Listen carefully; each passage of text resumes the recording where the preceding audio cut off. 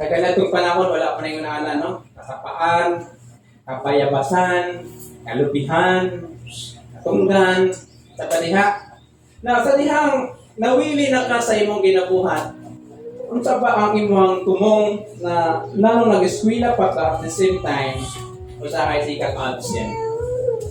Now, importante kayo makahibalo ka unsay hinungdan nanong naa ka sa maong bulukaton.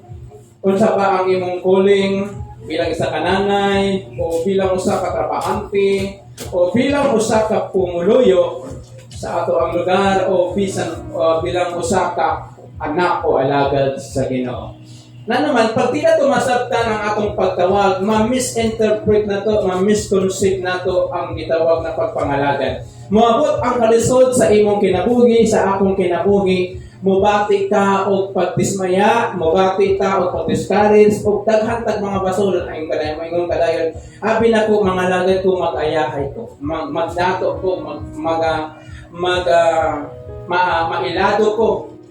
But ang may tabo, nahimong opposite sa imong gina-assume, ginapangandoy. But also yun, ang imong tawag, igo ra pa sa nagdidawat mo si Jesus, okay ta sa pagdawat na to kay Jesus ni ato bitag langit. Pero mi-stay pa ta many years sa earth kung sa may purpose ni Ana. Hello? Para himuon na to ang atong buluhaton diri o kung sa man ang atong mga accomplishment mahimo sa ato ang Kristohanong kinabuhi pag-abot sa judgment set of Christ, diha na ihatag ang reward. But at the same way, manaingon sa Ginoo's truthful in the book of Colossians na kung naa kay kahigayunan na mong asenso, i-grab. Amen? Pero dili na maong purpose na nangalagad ka para madato ka. Pero kung naa kay opportunity na mag-asenso mong kinabuhi, regalo na sa Ginoo. Ang masabta na to, unsa pa ang important aspect of our calling. Now, before that, tanaw na to ang church sa Corinthians. Gisulat kini when Apostle Paul naasa sa syudad sa Ephesus during 52 to 55 AD. Kining simbahan sa Corinthians, usa kini ka hugaw nga church. Na naman, unsa ba ang ilang ginabuhat? Guilty kini sa sexual immorality, and ang uban daghan dito mga palakupog, ang uban gigamit nila ang grasya na himong excuse nila sa kalibutan on na pagkinabuhi. Grace is not an gitawag nato na ato ang license to commit sin. Kay baluta na the wages of sin is death.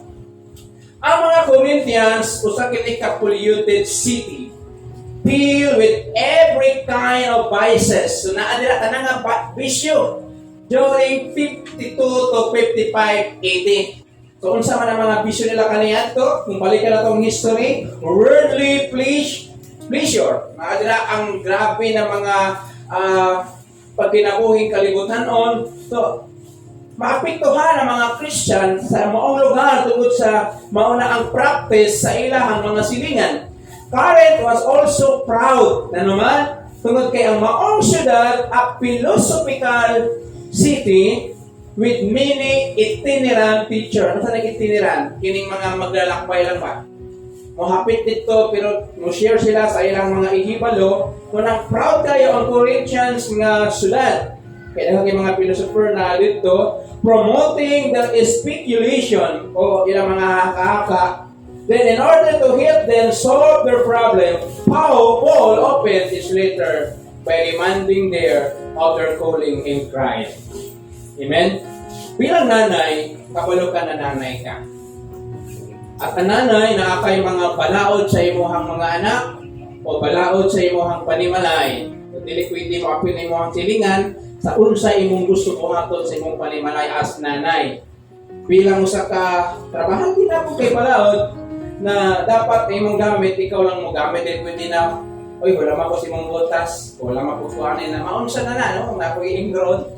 The same sa itong pagpangalagad, na dapat masabta na ito unsa gyud ang aspeto sa atong pagtawag. Verse 2, Alang sa simbahan sa Dios diha sa Corinto, sa tanan nga gitawag aron mahimong balaan, katawan sa Dios nga naiya diha sa ilang panaghiusa kang Kristo Jesus. Uban sa tanang tao sa tanang dapit na nagsampit sa ngalan sa atong Ginoong Kristo o sa ilang Ginoo ato usa. Verse 4, sa kanunay nagpasalamat ako sa Dios alang kaninyo tungod sa grasya nga iyang gihatag kaninyo pinaagi sa iyang kang Kristo Jesus. Kay diha sa pagkahiusa ninyo kang Kristo na adunahan kamo sa tanang butang. Wala ni naga-speak of material. Speak ni sa spiritual. Lakip sa tanang panulti o tanang kahibalo ang mensahe mahitungod kang Kristo nakagamot na diha kaninyo. Natungod niini nga kamo wala makulangi sa tanang mga panalangin samtang nagpaabot kamo sa pagpadayag sa atong Ginoong Kristo. Verse 8, di unon usab kamo niya hangtod sa kahanturan aron wala ikasaway kaninyo sa adlaw sa pagbalik sa atong Ginoong Kristo. Verse 9, kasaligan ng Dios nga nagtawag kaninyo aron mahiusa sa iyang anak si Kristo nga atong Ginoo. Una, na important aspect of our calling, ang pinaka-importante na nung gitawag ka sa Ginoo. First, call to be holy. Na mahimo kang palaan. Unsa ba ang word na holiness o pagkabalaan? It means set apart by God. It means pwede na ang Diyos na Diyos ang pwede na authority sa imo. Ang Diyos na Diyos ang pwede na mugamit sa imong panahon except sa imong obligation sa imong pamilya, sa imong partner, sa imong anak, sa imong katrabaho. Only God has had authority over our body. Amen? Verse 2, alang sa simbahan sa Diyos sa diha sa Corinto. Ang pulong nga church and Greek language means call out people. So ang simbahan na ginatawag sa Ginoo, dili ang building, dili ang organization, dili ang denomination, kundi ikaw o ako. Mauna ang unang aspito sa imong pagtawag, sa akong pagtawag, gitawag ka para mahimong balaan. Amen? And the church is made up of saints. That is people who have been sanctified or set apart by God. Kining mga santo sa Corinto is talk about a living person. Kaya ang gisulatan ni Paul sa maong panahon, mga buhi nga mga tao. Ano may mga katupad? Ingon sa Biblia, santo na. Sa atong panahon, bago ka maging santo, kailangan ka usa mamatay. Tinaa kay background ng mga good deeds. That in our time, the only living person, the only living hero, and said, no other than our former president. Anyway, muna itong mabatian, amen? A saint is not a dead person who has been honored by men because his or her holy life.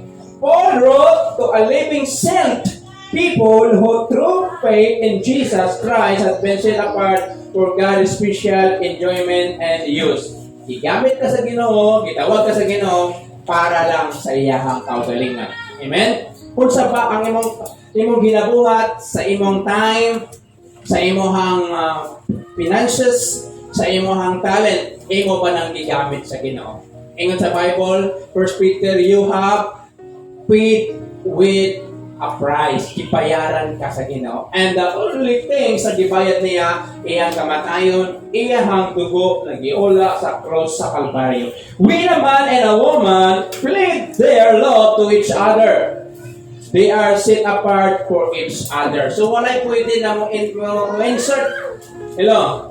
Muna kinakanta sa wordly song na sana dalawa ang puso ko. That's why God created you one heart. Wala naging mo ang Ginoo God only created one man and one woman. Wala naging mo Adan o dagang Adam and only Eve o dagang Eve. Only one woman. The same way sa pagpangalagad sa Ginoo. Kung unsa man ang atong gitagaagda kung bili Rather than sa Ginoo sa dayang mumata ka sa pagkabuntag, ibuta yung ipangita asa na itong cellphone, dili ba itong dapitan na butang nimo, o ka magunahon na ka unsa ako ang itimpla ka ng buntaga, o ka asa ka kung sanina kay muna akong suoton para magwapa kung sa mga asa ka kung mga notebook, mga libro, whatever diha. Rather than to pray to God and give things to God, pahimo nimo sa share diha sa kumasa. Amen? Christian belong completely to Jesus. He is set apart from Him and Him alone. So, ikaw, huwag ako, belong to Jesus. That's why we have no authority to judge everyone, to judge ang atong mga kauban. Sometimes, nakatay concern na gusto ipahibalo, but ang mo-judge, walay laing, ang Diyos nagamhanan. Sa mga gibuhat niya, He will pay the price. That's why, sa mga makasaypanan, don't destroy our relationship as a Christian. Kung magibuhat man sa mali, panagutan niya na sa atubangan sa Ginoo. That's why hindi ito kubaon ang atong relasyon sa Ginoo. Tungkol kana siya, ikaw, ako, ipakamatyan ni Jesus sa krus sa Kalbaryo. That's why your first aspect of our calling, you are called, I am called to be holy. Amen? Ang good things nga sa verses 4 to 6, we are enriched by God's grace. Ano man, kaya ang salvation is a gracious gift from God. But when you are saved, you are also given spiritual gifts. And I know, matag usa sa tuwa na atay pwede mahimo sa Ginoo. We are set apart na atay pwede mahimo sa Ginoo. Ang pangutana, ato ba nang gipagamit sa Ginoo? Tingnan ko ganina, gibayaran ta sa Ginoo through His death, through His blood, and through His life. Tumaon ang aspito sa imong kinabuhi. You are called to be holy. It means to be set apart, and only ang Diyos mo gamit sa imong tingog. If you worship God, you must worship His spiritual song. Hello? It's nothing but na akay mga ginakanta ng mga love song, but look at the lyrics. O kinsa ba ang nagbuhat sa maong kanta? The Greek word that translated enriched gave it us our English more according kay Pluto, ito sa Greek philosopher and writer, is a very wealthy person. Ingat sa Bible, you are enriched, a very wealthy person. Not only talking about financially, but your spiritual. Amen? It means na kay mahimo kung gusto ra ka magpagamit sa Ginoo. Na kay mahimo for the kingdom of God para sa kahimayaan at para sa puraton sa Ginoo. Kung gusto mo rani mo. Marigingon, pag gusto, may paraan. Pag ayaw, maraming dahilan. Your calling is called to be holy. The Corinthians were especially rich in spiritual gifts. That's why dapat pasabtan nato na dili ang purpose nato nangalagad ta para mahimot ang milyonaryo. As I said in the book of Colossians, if you have opportunity na mag-angat ang imong panginabuhi, just grab it. Ayaw ipasa ang imong financial, ang mga lagad ko, kay madato ko, ay mga lagad ko, kay para mag-ayahay ko, na ang may tabo, ma-opposite na sa. Hello? Pero kung kabalo kasi mong calling, I call to be holy, and if God allow me na makasenso ko, that grab it. Pero kabalo ang Ginoo, kung kapiyalan ba ka o dili. Amen? Kung kabalo ang Ginoo, di ka kapiyalan, dili ka tagagdag ko nga manggan. Kaya tagaan na ka, mausap yung batasan. Hello? Kapalot ta, kwarta makapapagpo sa patato. Pero kung naka-integridad, bisan mo dato ka, kapalo ka mulingi yung asa kagigan. That's why, kung dili pa tayo nimo karon, moabot ang panahon na i-increase sa Ginoo, at least kay palukasin mong uling, dili mao para magpadato. Pero kung may opportunity as I said kanina, i-grab. Expecting Jesus to return, verse 7, Christian who are looking for their Savior will want to keep their lives above reproach. Kung Kristohanon ta na nagahulat sa pagbalik sa Ginoo o nakahibalutan that I am called to be holy, that's why imong dipitsahan imong pagalingon na dili maugawan. Ang makapahugaw sa tuwa, dili ka nang wa kay ligo, wa kay palutbras o sa badiha, ang makapahugaw sa imo ang mugula sa imong bakba na dili makapalipay o sakit sa ikulungog sa imong isig katawan. Depending And God's faithfulness, verses 8 and 9, the word of God was confirmed in them, but it was also confirmed in the word. Amen? We have the witness of the Spirit within us and the witness of the word before us, guaranteeing that God will keep His contact with us and safe to the very end. Kining-ingon sa Bible na natay garantiya, it means ang contact sa Diyos sa imo while we are continue sa atong pagpangalagad. Di kanya pasagdan, di kanya talikdan. Ano man, because holiness is meant set apart. It's only for the Lord. Ang Diyos mag-provide sa iyong mga panginahangan kagi pa nag-iyahan man ka sa Ginoo. Amen? That's why, kung masabtan nato, wala ka dapat ikapalaka. Kung di pa ati man ka sa Ginoo, sa lisod niya kaintangan sa pagkakaroon na ay gusto ipahimo ang Ginoo sa imo. Gusto niya na mudipin ka sa Lord, tabangi ko sa ako ang kaluyahon, sa akong kahuyang, sa ako ang kinaiya. And I need to be a person you want me to be. That's why ang calling nimo, called to be holy. Verse 10 and 13. Mga igsoon, sa ngalan sa atong Ginoong Hesukristo, naghangyo ako kaninyo na magkauyon unta kamo sa tanan ninyong pagsulti. Aron walay magkabahin-bahin diha kaninyo. Pagkahiusa gayud kamo diha sa usa ka hunahuna ug tumong. Kaya gibalitaan ako sa pipila sa sakop ni Klo nga kamo nagkabingkil. Nga buot kong ipasabot nga mao nagkalanlain ang ginasulti sa usa o usa kaninyo. Ang usa mingon, dapit ako kang Pablo.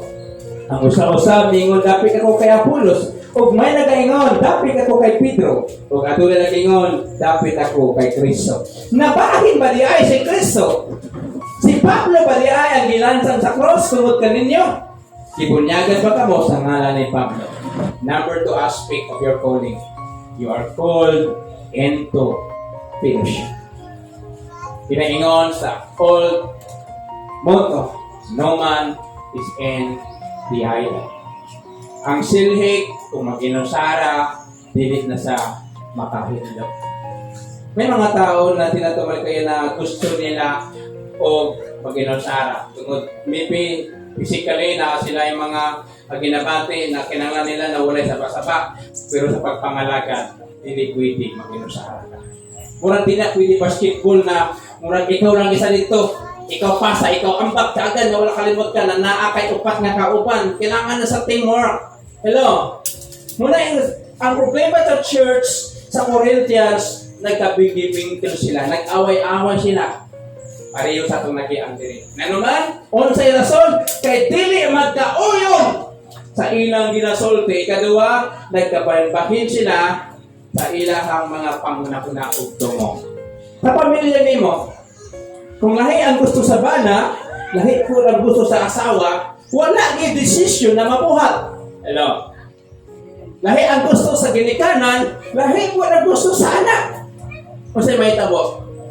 Mag-iyahay o kini ang maayo. Kini lagi maayo. Pamitian mo ginikanan mi. Ginikanan. Di ba? Pamati ako kaya dagan kong nahibalaan. So, importante ang tinuod na maalam, kapalo mamati, o kabalo udawat o idea sa uban. Muna tinuod nga maalam. Pero ang dili tinuod nga maalam, dili i-cross niya ang idea sa uban, kini ang maong hinuha. But ang Biblia magkusya og division sa imong pamilya, sa imong sa inyong parente o magsuon diha kung dili mo kabalo mamati sa usag-usa. This is the church.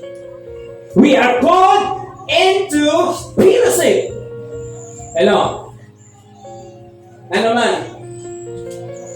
Nakabantay ba mo sa usak ka leon? When the lions, makita niya ang mga kahayupan, tanawon niya kung asa niya ang huyang, o kanang layo sa kadaghanan.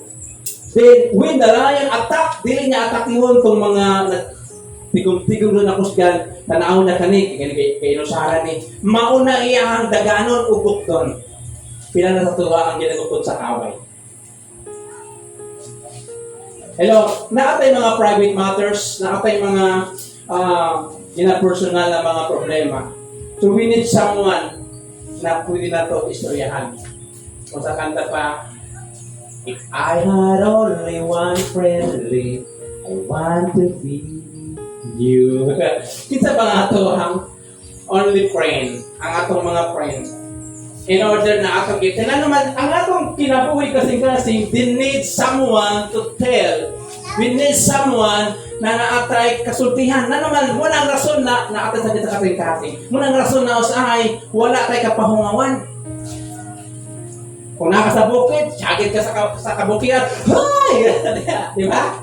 Pero kung imong iloom, dili gina mugawas, dili gina ma-resolve ang imong problema. That's why gitawag nga kaigsuonan. But pilion po nato katong nakibalaan nato na bisan pag mag-away-away mo, dili gina isulti ang imong sikreto. Amen? Number 2, aspect of your calling, you are called into fellowship. How kang atong fellowship sa Ginoo? Napabakay time to worship God. Wala na sa paliday tingog. It is your precious time with the Lord. Amen? Gitawag ta para makipag-fellowship first of all sa atong Ginoo. Next, sa atong pamilya. Pila ba ang atong time sa atong mga friends kaysa sa atong mga pamilya? Sa inyong mga anak. Hello. Tinang atong inyong mga anak, ginauhaw sila sa inyong time o sa inyong pamilya, kaya ang imong time dito sa mga tao, ayun no, makatabang man, wala kang hinungdan kuyang ang inyong communication o relasyon. How about sa Ginoo? Pila ba ka time at ang gihatag sa prayer, sa devotional, o more 24 hours by 7? Hala, ana sa cellphone scroll ito, misi dito, ana-ana pagyot. Ala, hello. Ibig sa mga kabataan, we must use the social media for the glory of God. Masakta di malikayan na nakay problema, mga pinutag gamay, so hindi na malikayan. Pero ay importante yun know kung sa ba ang purpose nimo. So, fellowship with God, dapat naka-enough time. Amen? Pag wala na kay time sa Ginoo, moabot ang panahon na mawad ang gagana. Bisan pa sa mga Christian music, di ka ganang mamati, wala ko na may ugalis, ang muka na oy. Pero kung naka-enough time sa Ginoo, murag imong kasing-kasing mangita sa mga butang nga inya sa Ginoo. Kung pinaka-importante na dili maguba ang fellowship sa panimalay, dapat na ay pag-unay. Dapat kabalo mamati ang matag-usa. Konsulta si Mister, mamati si Mrs. Konsulta si Mrs. dapat kabalo sa mamati si Mister. Pero kung magtungan mo present sa inyong mga idea, wala yung decision naman yun. Listen to church, di ba na? Natin mga meeting. So, atong gina-welcome ang every idea, pero ginapili na to ang pinaka-the best na makaya sa tanan. Division has always been a problem among God's people and almost every New Testament division. And Christ, muna yung ni Paul, is Christ divided. So, importante kayo son, sa ato ang pamilya, sa ato pagpangalagad, kapalota, mamati. Amen? Bisan pag tama ka, pamatian nato. Malipay ang tahapon na mamati sa'yo. Malipay po ka kung pamatian ka. Kung naging kung unsay mong gitanon, makupo na imong anihaw. Kung di ka kapalo mamati sa isulong sa uban, di po sila mamati sa imong idea. Kasi maunang pinakatama. And finally, verse 26. Mga igsoon, huna-hunaa kung unsa kamo kaniadto sa pagtawag sa Dios kaninyo sumala sa kalibutanong sugdanan. Pipila kaninyo ang maalamon, gamhanan, tinamod sa katilingban, gituyo pagpili sa Dios ang giisip sa mga tao nga walay kapusnanan, aron para pakaulawan ang mga manggailamon o gipili niya katong huyang aron pakaulawan ang tanang gamhanan. Gipili sa Dios ang mga sinalikway o mga tinamay ni kalibutana o ang gipakayuwalay bili sa mga tao aron mahimong walay kapusnanan ni ato mga butang nga giisip nilang mahinungdanon. Aron nga wala gayoy magpagarbo sa tubangan sa Dios. Apan kamo gihiusa sa Dios Diha kang Kristo, aduna kita'y kaalam, pinaagi kaniya, nahimo kitang katarong atubangan sa Dios. Nahimo kitang balaang katawan sa Dios, o gihatagan kita og kagawasan. Verse 31, kung sa sumala sa giingon sa kasulatan, ang buot magpasigarbo, kinahanglan magpasigarbo sa butang naghihimo sa Ginoo. Finally, aspect of your calling. You are called and I am called to glorify God. As a family, kung sa man ang imong ginabuhat, maapektuhan ang tiguok ng imong pamilya. Yung mga rinting, may kaul ang labot, because of the name and the blood relationship, masugot kang sa dili, apektado sila kung unsa man mahitabo sa imo, either positive or negative. Sa pag-serve sa Ginoo, ang Ginoo mag-glorify o dili mag-glorify regarding sa atong kinabuhi. Sa atong speech, sa atong mga liho, mag-glorify pa ang Diyos. Amen? Are you there? Napamalandungan nato, nanong kita ang gitawag, nanong dili ka itong mga artista, dili ka itong mga sikat, dili ka itong mga adunanan ng ako mangyod. Kaya ang purpose sa Ginoo para ipakita sa imo that you are a precious, that you are a special, na naa kay bili, na naa kay pinasahi, na naa sa imo ang nakakita para yun ang Ginoo. Amen? I remember when I was young, when I was 21 years old, dili ko makatuo na mutindo sa pagkwit na naman kaysa akong pag-istorya, dili masabtan. Ana-ana pa ko, ana-ana pa ba? Diba? Hasta ka na, diba? Observe ninyo, that is my weakness. Maybe, tugod kayo, namanan ako sa akong mama na mubugdi na. That's why, dito ko, mutindog, dito ko, pag mutindog ko, klaro kinasingot, way kabutangan, kuruguro ka man, ana-ana, na naman. Kay, dili ko para diha. Dapat diha katong mga fluent kay mag-istorya. Ano magipili o gipili ko para ipakita sa Ginoo katanan pwede niyang gamitan. Para walay gitawag nato na sinalikway sa atubangan sa Ginoo. And finally, unsa ba ang imong purpose sa imong pagtawag? You are called what? To glorify God. Gitawag ka dili para musikat. Tama kay Elias, may anak pa, whatever diha ng mga sikat na celebrity na atong makita sa social media, itawag ka para himayaan ng Diyos. Kung nakay Facebook, himayaan ang Diyos. Nakay TikTok, himayaan ang Diyos. Bisan pa bird para sila sa mga post, puro manikuan. Diba? But para sa imo gibuhat nimo ni, kitungod Kristohanon ka, gidala nimong pangalan sa Ginoo, that's why we must go for the glory of God. Si Paul, ginimay niya ang mga Corinthians believer na ang ilang situation sa ilang pagtawag kung kinsa sila o unsa sila para moabot sa punto di mo pwede ipasigarbo kung unsa ang imong accomplishment. Na ako man lang ang trabaho niya sa church, na ako man rin ang lang ang trabaho niya sa balay. Ipakita sa Ginoo para unsa man ang imong makuhat, ibot ko nito mong tatapang sa Ginoo.